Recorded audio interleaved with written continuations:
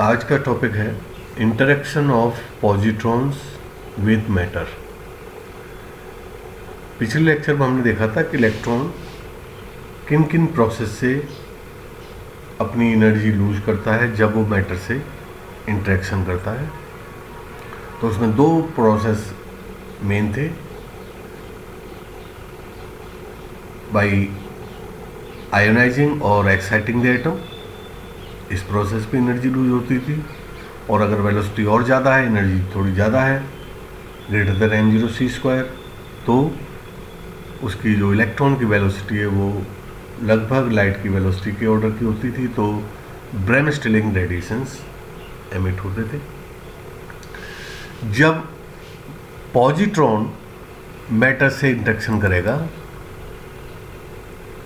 तो पॉजिट्रॉन क्या है? इलेक्ट्रॉन का एंटी पार्टिकल है। इलेक्ट्रॉन पर चार्ज माइनस है, -1 यूनिट। पॉजिट्रॉन पर चार्ज है +1 यूनिट। तो पॉजिट्रॉन भी वो सारे प्रोसेस करेगा जो इलेक्ट्रॉन, जिनके थ्रू इलेक्ट्रॉन अपनी एनर्जी लूज करता है। कौन कौन से? Ionisation, excitation and bremsstrahlung radiation. ये सारे प्रोसेस पॉजिट्रॉन भी करेगा जब ये मैटर से इंटरेक्शन करेगा। तो यही चीज़ मैंने यहाँ लिखी, interaction of positrons with matter is almost identical with that of electrons except for some minor differences।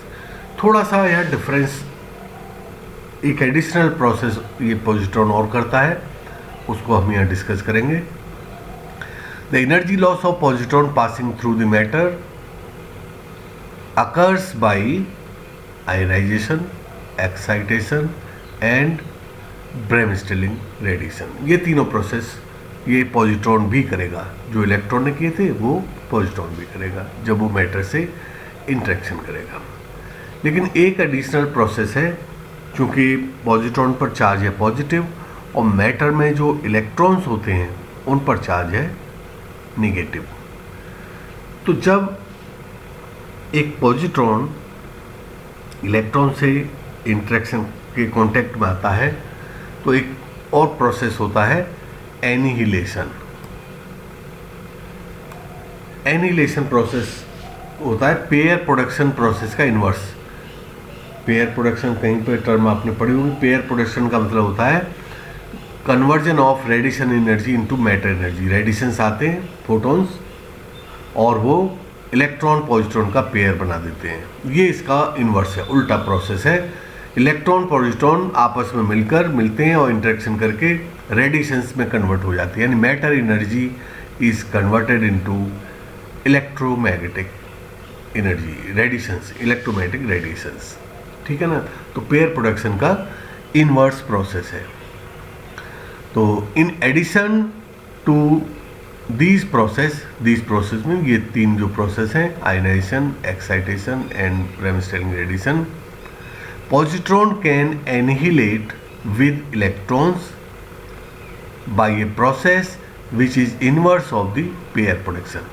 जो पॉजिट्रॉन है इलेक्ट्रॉन से एनिहिलेशन करेगा, उस इलेक्ट्रॉन को एनिहिलेट करेगा, और इसके फलस्वरूप दोनों पॉजिट्रॉन और इलेक्ट्रॉन डिसअपियर हो जाएंगे, और उनकी जो मास एनर्जी है, मास को एनर्जी में कन्वर्ट कर दें, उस एनर्जी के इक्विवेलेंट रेडिएशंस, एनर्जी के रेडिएशंस एमिट होंगे। लेकिन जो एनिहिलेशन का जो प्रोसेस है, इसकी जो प्रोबेबिलिटी है वो स्लो पॉजिट्रॉन के लिए ज़्यादा होती है। यानी स्लो पॉजिट्रॉन की प्रोबेबिलिटी, स्लो पॉजिट्रॉन्स की एनिहिलेशन करने की प्रोबेबिलिटी ज़्यादा होती है। फास्ट जो पॉजिट्रॉन्स हैं उनकी कम होती है। ठीक है? तो जब कोई पॉजिट्रॉन इलेक्ट्रॉन्स को एनिहिलेट करता है तो किस में कन्वर्ट होती है एनर्जी? वो रेडिएशन एनर्जी में, मास एनर्जी रेडिएशन एनर्जी में कन्वर्ट हो जाती है। और इस प्रोसेस में जो रेडिएशंस एमिट होते हैं वो क्या, रेडिएशंस क्या है? फोटॉन्स हैं, गामा फोटॉन्स।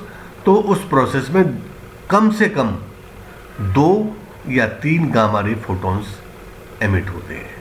जो एनिलेशन का जो प्रोसेस है उसमें 2 या 3 गामा रे, कम से कम 2 होंगे, एक फोटोन एमिट नहीं हो। एक फोटोन अगर एमिट होगा तो लीनियर मोमेंटम कंजर्व नहीं होगा। इस वजह से या तो 2 फोटॉन्स एमिट होंगे या 3 photons gamma ray photons emit होंगे। फोटॉन्स क्या है? रेडिएशन एनर्जी है, इलेक्ट्रोमैग्नेटिक एनर्जी। तो एनिलेशन प्रोसेस में matter energy is converted into radiation energy, और पेयर प्रोडक्शन में matter energy radiation energy is converted into matter energy. अब चूंकि हम 2 या 3 गामा रे फोटॉन्स एमिट होंगे तो 2 किस केस में होंगे और 3 किस केस में होंगे? तो जब इलेक्ट्रॉन और पॉजिट्रॉन एनिलेशन कर रहे हैं और उनका जो स्पिन है एंटी पैरेलल है, if their spins are anti parallel, तो उस केस में 2 फोटॉन्स एमिट होंगे। और जब इलेक्ट्रॉन और पॉजिट्रॉन की स्पिन्स पैरेलल होंगी यानी टोटल स्पिन 1 होगी तो 3 फोटॉन्स एमिट होंगे। एंटी पैरेलल स्पिन होगी तो टोटल स्पिन बिफोर एनिलेशन 0 हो जाएगी, 1/2 माइनस 1/2। और 2 फोटॉन्स होंगे तो फोटोन की स्पिन 1 होती है, तो दोनों एंटी पैरेलल स्पिन हो जाएंगे, तो 0 स्पिन इधर भी हो जाएगी, 0 इधर भी होगी। अगर पैरेलल स्पिन है इलेक्ट्रॉन पॉजिट्रॉन की तो टोटल स्पिन 1 हो जाएगी और 3 फोटॉन्स एमिट होंगे, 2 एंटी पैरेलल स्पिन के, तो 0 हो गई। 1 फोटोन की स्पिन 1 है, तो इस तरह से एंगुलर मोमेंटम भी कंजर्व हो जाएगा। तो एंगुलर मोमेंटम को कंजर्व करने के लिए 2 या 3 फोटॉन्स एमिट होंगे। ठीक है, तो 2 फोटॉन्स कब एमिट होंगे? जब electron and positron annihilate when their spins are anti parallel, तो 2 फोटॉन्स एमिट होंगे। And if their spins are parallel and when they annihilate 3 gamma ray photons are emitted. लेकिन इन दोनों प्रोसेस की जो प्रोबेबिलिटी है, सबसे ज़्यादा प्रोबेबिलिटी, इनका जो प्रोबेबिलिटी का जो रेशो है वो 1100:1 है, यानी 1100 टाइम्स 2 फोटोन एमिट होंगे तो एक बार 3 फोटोन एमिट होंगे इन दोनों से। मतलब ज़्यादातर अक्सर मैक्सिमम केसेस में 2 फोटोन ही एमिट होते हैं। तो the relative probability is approximately 1100:1. This radiation is called annihilation radiation. जो मैटर एनर्जी एनिलेशन के बाद रेडिएशन में कन्वर्ट हो रही है उस रेडिएशन को बोलते हैं हम एनिहिलेशन रेडिएशन। और किस प्रोसेस की प्रोबेबिलिटी ज़्यादा होती है? एंटी पैरेलल पोजीशन में जब जो एनिलेट करते हैं पॉजिट्रॉन और इलेक्ट्रॉन, उसकी प्रोबेबिलिटी ज़्यादा होती है कंपेयर टू पैरेलल पोजीशन में, दोनों की स्पिन पैरेलल हो, उस पोजीशन में एनिलेट करें, उससे एंटी पैरेलल पोजीशन की ओरिएंटेशन की जो एनिलेशन प्रोसेस है उसकी प्रोबेबिलिटी ज़्यादा होती है। एक और प्रोसेस होता है जब ये पॉजिट्रॉन मैटर से इंटरेक्शन करता है कि पॉजिट्रॉन एक इलेक्ट्रॉन के साथ मिलकर एक एटम बना लेता है। तो हम इलेक्ट्रॉन पॉजिट्रॉन, इलेक्ट्रॉन पर नेगेटिव चार्ज है, पॉजिट्रॉन पर पॉजिटिव चार्ज है, तो दोनों टोटल जो एटम तो न्यूट्रल होता है, तो एक एटम बन गया। और दोनों इलेक्ट्रॉन और पॉजिट्रॉन इस तरह से मूव करते हैं कि इनका जो कॉमन सेंटर ऑफ मास है उसके अबाउट दोनों मूव करते रहते हैं। लेकिन इस एटम को बोल रहे हैं पॉजिट्रोनियम। ये एटम कहलाता है पॉजिट्रोनियम। और ये इसकी लाइफ ज़्यादा नहीं होती क्योंकि इनको फिर एनिलेट करना है, तो इनकी जो लाइफ है इस पॉजिट्रोनियम एटम की वो होती है 10⁻⁻10 सेकेंड टू 10⁻⁻7 सेकेंड। इतनी देर तक के लिए ये पॉजिट्रोनियम एटम का निर्माण करते हैं, उसके बाद ये एनिलेट कर जाते हैं। एनिलेशन के फलस्वरूप क्या होता है? रेडिएशंस एमिट होते हैं, इलेक्ट्रोमैग्नेटिक रेडिएशन, जिनको हम बोलते हैं एनिलेशन रेडिएशन। तो a positron and an electron can also form a type of atom। एक एटम बना सकते हैं, ये नहीं हर बार ही बनाएं, कभी भी बना भी सकते हैं, in which each one of the two particles, यानी दोनों में से पॉजिट्रॉन और electron moves about its common centre of mass, इनका जो कॉमन सेंटर ऑफ मास है उसके अबाउट मूव करते हैं। This structure is called positronium, यानी जो एक टाइप ऑफ एटम का निर्माण किया है, एटम नहीं होता एक्चुअली, एटम की तरह से एक न्यूट्रल स्ट्रक्चर बना लेते हैं, उसको हम बोलते हैं positronium. The positronium atom is short lived, बहुत लाइफ इसकी कम होती है, because after that electron and positron annihilate each other, आपस में ये एनिलेशन कर लेते हैं और उसके फलस्वरूप the matter energy is converted into radiation energy. ठीक है, तो ये हुआ लाइट चार्ज पार्टिकल्स मैटर से किस तरह से इंटरेक्शन करेंगे। अब हम आते हैं हैवी चार्ज पार्टिकल्स पर, कि हैवी चार्ज पार्टिकल्स मैटर से कैसे इंटरेक्शन करेंगे। तो कुछ प्रोसेस तो लाइट चार्ज पार्टिकल और हैवी चार्ज पार्टिकल के कॉमन होते हैं, लेकिन कुछ प्रोसेस जो लाइट चार्ज पार्टिकल ने किए थे वो हैवी चार्ज पार्टिकल नहीं करता है। पहली चीज़ जो हमने एनर्जी कंसीडर की है, light charge particle up to 5 MeV, heavy charge particles up to 100 MeV। इस एनर्जी पर ये जो पार्टिकल्स हैं ये मैटर से जब इंटरेक्शन करते हैं तो they interact through coulomb force, coulomb force के द्वारा इनका इंटरेक्शन होता है, न्यूक्लियर इंटरेक्शन इन्वॉल्व इसमें नहीं होता है। ठीक है, तो लाइट हैवी चार्ज पार्टिकल कौन कौन से हमने बताए थे, जैसे प्रोटॉन, अल्फा पार्टिकल। तो ये जब मैटर से इंटरेक्शन करेंगे तो इनकी जो एनर्जी है जो हमने कंसीडर की है वो उस एनर्जी पर या तो ये आयनाइज करेंगे मैटर को या एक्साइट कर देंगे, एटम को एक्साइट कर देंगे या उसको आयनाइज कर देंगे, depending on the energy transfer to the electron. अगर इलेक्ट्रॉन की इतनी एनर्जी ट्रांसफर होती है कि वो केवल लोअर ऑर्बिट में से हायर ऑर्बिट में जा सकता है तो वो एटम एक्साइट हो जाएगा, और ज़्यादा एनर्जी अगर ट्रांसफर हो जाती है तो एटम को छोड़ के चला जाएगा तो आयनाइजेशन हो जाएगा। तो यही दो प्रोसेस होंगे हैवी चार्ज पार्टिकल जब मैटर से इंटरेक्शन करता है, तो इन दो प्रोसेस की प्रोबेबिलिटी ज़्यादा होती है। जो इलेक्ट्रॉन के केस में इलास्टिक वेरी लो एनर्जी पर क्या हो रहा था, इलास्टिक स्कैटरिंग, और वेरी हाई एनर्जी पर क्या हो रहा था, ब्रैमस्टेलिंग रेडिएशन एमिट हो रहे थे। तो जो हैवी चार्ज पार्टिकल है इन दो प्रोसेस को नहीं करता है, क्योंकि हैवी चार्ज पार्टिकल की एनर्जी इतनी कम भी नहीं होती कि वो मैटर से इलास्टिक स्कैटरिंग कर दे, और इतनी ज़्यादा भी नहीं होती क्योंकि हैवी चार्ज पार्टिकल लाइट की वेलोसिटी से मूव नहीं कर सकता, तो ये ब्रैमस्टेलिंग रेडिएशंस भी एमिट नहीं कर सकता। इसकी एनर्जी अगर 100 हैवी चार्ज पार्टिकल की एनर्जी 100 MeV तक है तो उसकी velocity will not be of the order of the velocity of light, और जब वेलोसिटी ऑफ लाइट के ऑर्डर की नहीं होगी हैवी चार्ज पार्टिकल की, तो जब वो मैटर से इंटरेक्शन करेगा, न्यूक्लियस से इंटरेक्शन करेगा, तो उसमें ब्रैमस्टेलिंग रेडिएशंस एमिट नहीं होंगे। तो हैवी चार्ज पार्टिकल मैटर से केवल इंटरेक्शन करते समय दो ही प्रोसेस करता है, आयनाइजेशन और एक्साइटेशन। तो यही चीज़ मैंने यहाँ लिखी है।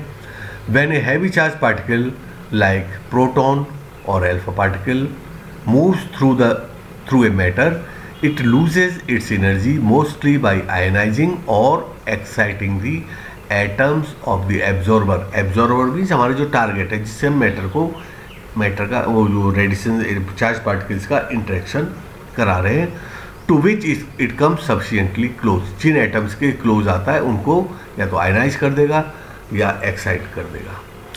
During its passes through matter, the heavy charged particle transfers its kinetic energy to the atoms of the absorber through Coulomb interaction. मैंने बताया तो हमने एनर्जी कंसिडर की है, उस एनर्जी पर जैसे ही ये हैवी चार्ज पार्टिकल किसी एटम के क्लोज आता है तो अपनी एनर्जी उसको, जैसे एटम से पास होता है तो अपनी एनर्जी एटम के इलेक्ट्रॉन्स को ट्रांसफ़र कर देता है through Coulomb interaction. As a result the electrons of the absorber atom either get excited to the higher energy level, तो इस एनर्जी से या तो जो इलेक्ट्रॉन्स हैं एटम के वो एक्साइट होकर हायर एनर्जी लेवल में चले जाएंगे, और leaves the atom depending on the amount of energy gained by it, या ज़्यादा एनर्जी अगर आगे ट्रांसफ़र हो गई तो वो एटम को ही छोड़ के चले जाएंगे, तो एटम क्या हो जाएगा, आयनाइज हो जाएगा। ये डिपेंड करता है कि कितनी एनर्जी चार्ज पार्टिकल से एटॉमिक इलेक्ट्रॉन्स को ट्रांसफ़र हुई है। जैसा मैंने बताया, elastic scattering of bremsstrahlung loss, bremsstrahlung radiations का emission is negligible for heavy charged particles, यानी हैवी चार्ज पार्टिकल्स की मैंने बताया जो इलास्टिक स्कैटरिंग कब होती है, when the energy is very low, और ब्रेमस्टेलिंग रेडिएशंस कब एमिट होते हैं, when the velocity of the particle is of the order of the velocity of light. तो जो हैवी चार्ज पार्टिकल है, जो एनर्जी हमने कंसीडर की है उस एनर्जी पर इसकी वेलोसिटी लाइट के वेलोसिटी के ऑर्डर की नहीं होती, तो ब्रेमस्टेलिंग रेडिएशंस भी एमिट नहीं होंगे और इलास्टिक स्कैटरिंग भी नहीं करेंगे। ये हैवी चार्ज पार्टिकल केवल दो प्रोसेस करेंगे, कौन से, आयनाइजेशन और एक्साइटेशन ऑफ द एटम। अब ये अपनी एनर्जी कैसे लूज करेंगे वो हम देखेंगे, कितनी energy per unit path length ये लूज करते जाएंगे। तो टॉपिक है energy loss of the heavy charge particle, यानी हम एनर्जी निकालेंगे पर यूनिट पाथ लेंथ, कितनी energy heavy charge particle matter में लूज करता जा रहा है। तो उस energy loss per unit path length को हम बोलते हैं stopping power of the absorber material. Absorber material की स्टॉपिंग पावर भी बोलते हैं, यानी किसी चार्ज पार्टिकल को मैटर में जब इंटरेक्शन करेगा तो कितनी जल्दी वो स्टॉप कर सकता है, स्टॉप जल्दी कर देगा स्टॉप, तो स्टॉपिंग पावर ज़्यादा होगी, यानी energy loss per unit length भी ज़्यादा हो जाएगा। ज़्यादा लेंथ ट्रेवल कर जाएगा मैटर में तो स्टॉपिंग पावर कम हो जाएगी, तो एनर्जी लॉस पर लेंथ भी बढ़ जाएगा। तो जो स्टॉपिंग पावर है एब्जॉर्बिंग मटेरियल की वो वही होती है जो energy loss per unit path length होता है। तो यहाँ पर एक डायग्राम बनाया है, इसमें देखिए ये कोई मैटर जो एटम है हमारा उसका कोई इलेक्ट्रॉन है एक, ये जिसका मास small m charge E minus, ठीक है। एक हैवी चार्ज पार्टिकल आ रहा है और ये अलोंग द एक्स एक्सिस इस तरह से पास हो रहा है। इस हैवी चार्ज पार्टिकल की इलेक्ट्रॉन से जो मिनिमम डिस्टेंस है, परपेंडिकुलर डिस्टेंस है, वो b है, यानी इम्पैक्ट पैरामीटर b है, ठीक है। अब ये मान लीजिए इस चित्र में जो हैवी चार्ज पार्टिकल है इसका मास है कैपिटल M, चार्ज है ZE, इन्फिनिटी से आ रहा है, माइनस इन्फिनिटी से, और जैसे ही इस इलेक्ट्रॉन की क्लोज आएगा इस इलेक्ट्रॉन में और हैवी चार्ज पार्टिकल के बीच में एक कूलम फोर्स लगेगा।